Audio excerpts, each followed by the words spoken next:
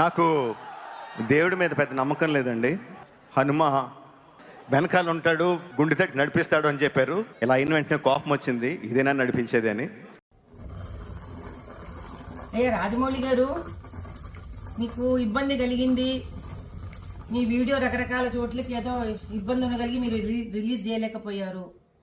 ఎవరి కష్టాలు వాళ్ళకు ఉంటాయి, కాదనట్లేదండి. కానీ ఆంజనేయ స్వామి వెనకుండి నడిపిస్తాడు అని మీ నాన్నగారు అన్నారు. అది ఇప్పుడు భావ్యంగా అనిపించట్లేదు మీకు అన్నారు కదా. పోనీ బాహుబలి సినిమాలో కోట్లు సంపాదించారు కదండి శివలింగాన్ని ఎత్తిపించి పాపం ప్రభాస్ గారితో. అప్పుడేమన్నా శివుడి మీద ఏమైనా దానకం చదివారా మీరేమన్నా? ఏ శివాలయానికి ఏమన్నా దాన ధర్మాలు చేశారా? ఆ రోజు చేసింది లేదు, ఈ రోజు తిట్టుకోవడం ఎందుకండి ఆంజనేయ స్వామిని చెప్పండి.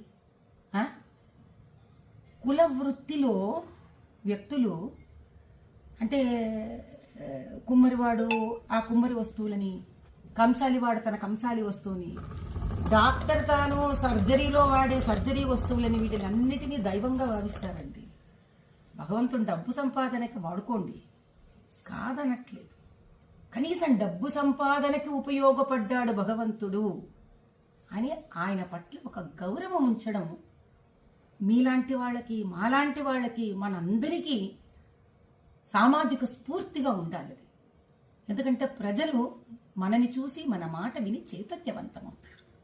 అంత బేలలాగా మీరు ఎవరో ఏదో షాట్లు మీకు కొట్టేశారు కాబట్టి మీకు ఆంజనేయ స్వామి వెనక లేడని మీరు భావించడం, ఆ తర్వాత వెంటనే సమస్య తీరిపోగానే చిన్నపిల్లలాగా వేసేసుకోవడం, ఇంకా నిలకడెక్కడుంది రాజమౌళి గారు మీ అంత పెద్ద మనిషికి కూడా?